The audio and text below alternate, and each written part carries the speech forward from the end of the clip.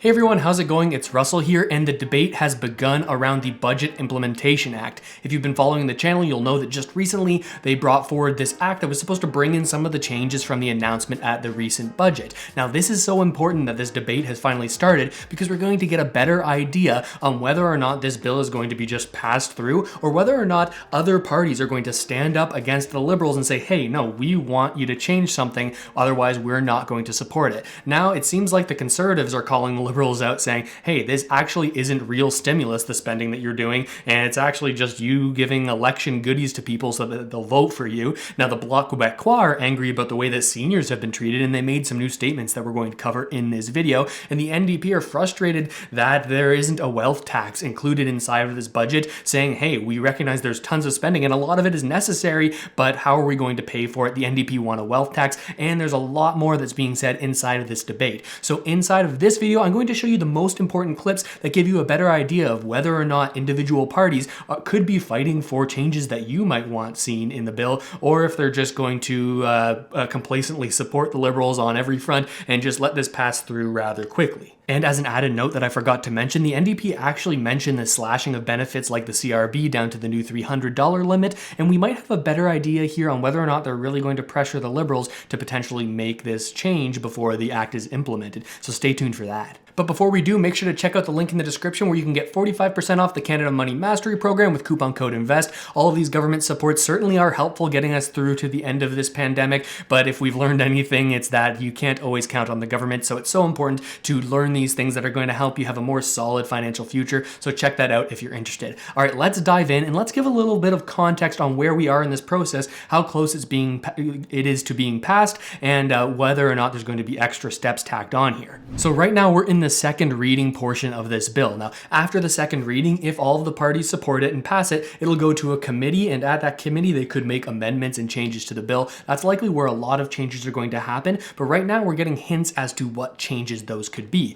And another interesting thing here is going on that might give us some hints as to when this bill is expected to actually finally pass, and it could be longer than you may have expected. There's something interesting going on here. Usually the Senate doesn't look at a bill before it's actually passed all the way through the House of Commons, then to the Senate, but now it seems that the Senate is saying, hey, this is a big bill, we better start looking at it now so that when it gets passed, maybe we can pass it a little more quickly than we otherwise would have been able to. And they also mentioned some interesting notes here. There's one date in here that I saw. I'm going to scroll down here. They're saying that they're going to send this to all of the different committees that are a part of the Senate, and they want these committees to report back no later than June 7th, 2021. So that could be when we could see this bill passed, because that's when the Senate is going to be through it, provided that the House of Commons actually pushes it all the way through. Now, this is interesting because it does hint a little bit that we might be expecting an election here rather soon, so they could be hoping that, okay, we need to get this bill passed before that election happens, otherwise all of this debate and all of this work was for nothing, because likely they wouldn't be able to finish the legislative process, and all of the things inside of this budget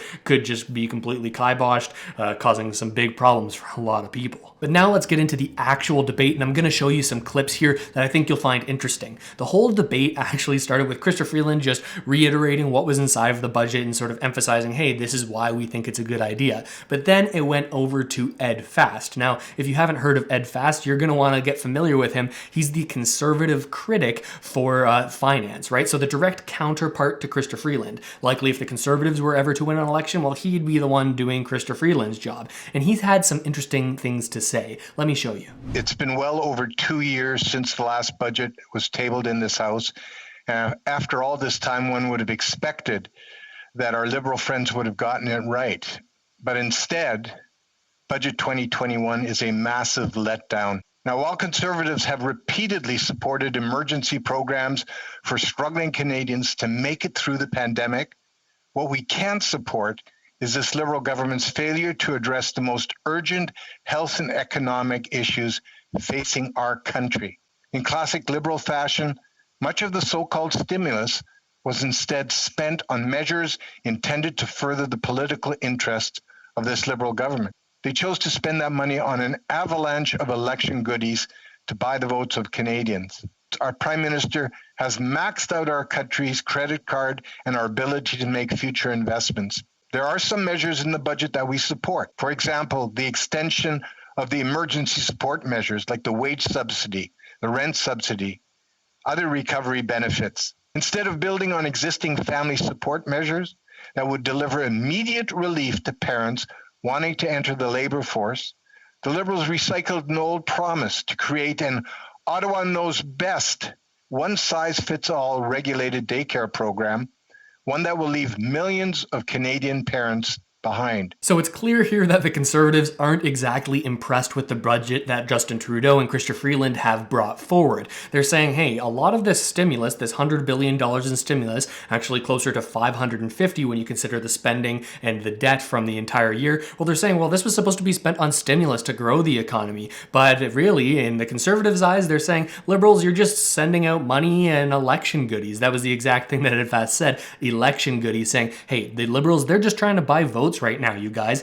This is the current Conservative viewpoint, right? Also, they mention, hey, there isn't really much done here and when it comes to support for families and parents, right? Edfast is saying the Conservatives, well, we'd actually send you direct money in terms of helping parents get through to the end of the pandemic, but instead all Chrystia Freeland and Justin Trudeau are doing is creating this future 5 years down the road child care plan, not really going to help people in the short term. Of course, you might bring up the recent bill that was passed, that's the increase to the Canada Child Benefit. We covered that yesterday on the channel. So there is some direct support going out there. That's what some critics of the Conservatives might say, but I digress. Now, they also mention that they're actually in support of some of the immediate relief programs and the extension that the Liberals have done here. You might remember the extension of the CRCB and the extension of the CRB, but he doesn't mention anything here on the way that the Liberals are proposing to lower the amount of the CRB going forward, as well as the potential changes to EI, like the extension of the amount of time that people are going to be able to qualify for this based on these sort of looser guidelines. But that's generally where the Conservatives are laying here. It seems like, in my eyes, that they likely won't support this bill in the long term, but that might not matter, actually, and I'll get to that in a minute. But now we have to look at the response from the other political parties, right? We also heard from the NDP and the Bloc Québécois in this first day of debates about the budget. Now, the NDP, like I said, they're frustrated that there's no wealth tax being implemented here, and they actually make comments about the slashing of benefits and say they may not be in support of it. I'm going to show you that as well, and after that we're going to go to the Bloc Québécois, who are rather frustrated about the way seniors are being treated. Peter Julian, an NDP member of parliament, well, he had some critiques of this budget. Let's listen in and hear what he had to say. The Budget Implementation Act basically gives a free ride to the ultra-rich. Canada's billionaires have increased their wealth by over $78 billion, yet there's no wealth tax, there's no pandemic profits tax, and the luxury tax is purely symbolic, bringing in less than 1 cent on the dollar of what the PBO has said a wealth tax would provide for. At the same time, this Liberal government is slashing benefits. Starting in July, the emergency response benefit will be slashed almost in half. Students are still forced to pay for their loans during the pandemic, and people with disabilities get a 3-year consultation. Try putting food on the table with a consultation. So the question is very simple. Why is the government slashing benefits at the same time as it's giving a free ride to the ultra-rich? So it's clear that the NDP are sort of saying, hey, our plan would have been a lot better when it comes to taxing the wealthy and the businesses that have increased their profits throughout the pandemic. That's what they're pushing for here, saying the Liberals didn't do enough by just implementing this luxury tax on cars over $100,000, as well as planes and certain boats, right? This is one of the measures that the Liberals used to try to bring in some extra revenue from those wealthy Canadians. The NDP are saying, that is not enough. And he also mentions two other groups, people on disabilities, right, and people who are currently on benefits. He says, why are we slashing the benefits like the CRB when we're not doing anything to get a little bit of revenue from the wealthy? And also, why are there no disability benefits being created for some of the most vulnerable Canadians, certainly in the NDP's eyes? If you remember, inside of the budget, when we were doing our deep dive analysis in a previous video, we discovered that when it comes to a future disability benefit that is being talked about, well, they're not taking action on it. They just want to do a 3 years plus consultation to talk to different stakeholders, talk to different people who are struggling with disabilities, and find out exactly how they would want to craft this benefit. So the NDP here are saying, hey, that's not good enough. People need help now. And while all of that may sound good to supporters of the NDP, well, there are some questions that we have to ask here, right? How committed are the NDP really to pushing this forward? We've heard from Jagmeet Singh saying, hey, I don't want to have an election, so I'm just going to support this budget. Does this mean that the NDP are just going to pass through this budget with no amendments, no changes made on their behalf, just because they don't want an election right now? How hard are they really going to push for these changes, or are they just giving them lip service? This is something we're going to be watching over the next little while here, because it's important to do these deep dives to understand, hey, here's what the party's saying, but here's what they're actually doing, right? And I'm going to keep you updated on that all throughout this process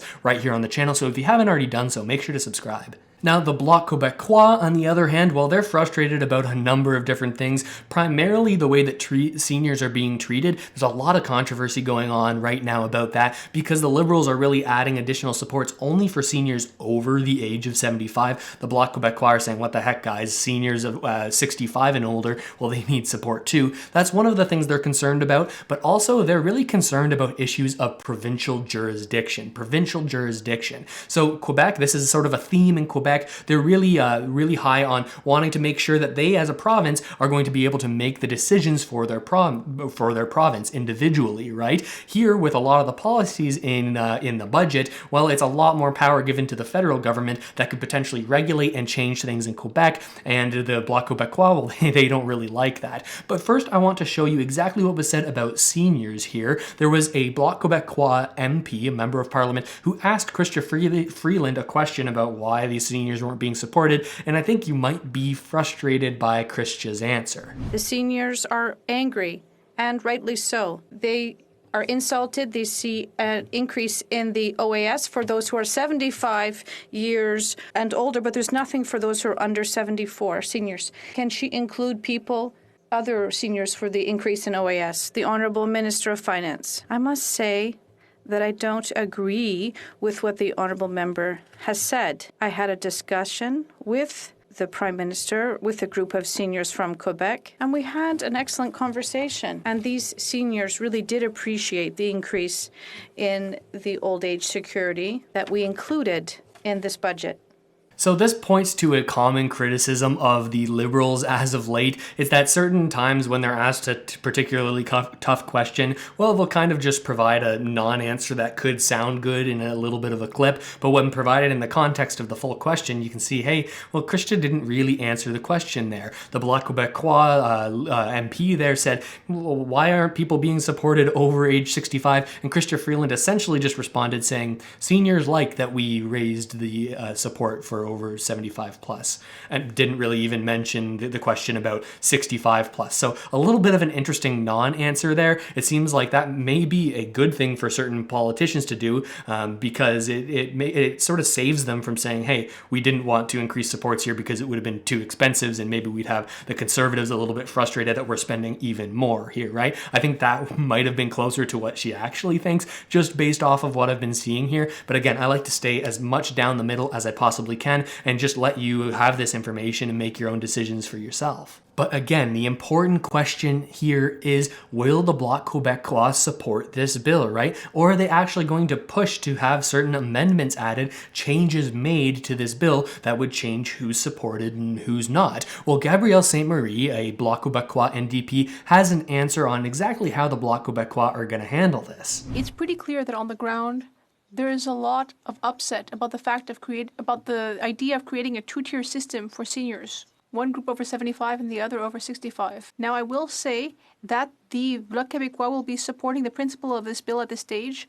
We will move amendments at committee, and we will reevaluate our position when it comes to subsequent votes. This is a mammoth bill with 346 pages, 4 parts, 37 sections, 4 appendices. Even the overview is 10 pages long. So there's your answer. Essentially, the Bloc Québécois' position as of right now is that at this second reading phase, well, yes, the Bloc Québécois are going to support this and push this through, hoping to take it to the next phase of the bill. Now, if you've been following the channel, you might remember that after the second reading, well, then comes the committee phase. This is when they go over every single line of this, like you said, a huge bill, a 750 plus page bill, right? I definitely sympathize with the length, trying to scroll through it to find the important stuff to bring to you here on the channel. But he says, hey, we're going to pass it through here. We're going to take it to the committee, and there, the Bloc Québécois are going to attempt to make amendments to the bill. Now, exactly what those amendments are going to be, well, we don't know exactly what the wording is going to be as of yet, but likely it will have certain implications for seniors and for people living in Quebec who are worried about this provincial jurisdiction issue. But that's where they left things after a full day of debate in the House of Commons about this Bill C-30, the Budget Implementation Act. So a lot of interesting things brought up. I'm curious about what you think. Do you think that certain changes should be made? What changes should be made to this act, right? There's certainly going to be some put in this committee phase in the amendments portion. What would you like to see added in there? Let me know down in the comments. I read them all, try to reply to as many as I possibly can. And while you're down there, make sure to check out the link for the Canada Money Mastery Program, 45% off with the coupon code INVEST. We've got a growing community of people all trying to learn more about how to save more, how to earn more, and how to invest more to set themselves up for a better financial future. So if you're interested in that, that course is constantly growing. I'd recommend taking a look at it and seeing if it's a good fit for you. And with all of that said, thank you so much for watching, everybody. I really hope this video's helped you out at least a little bit, and I'll see you next time.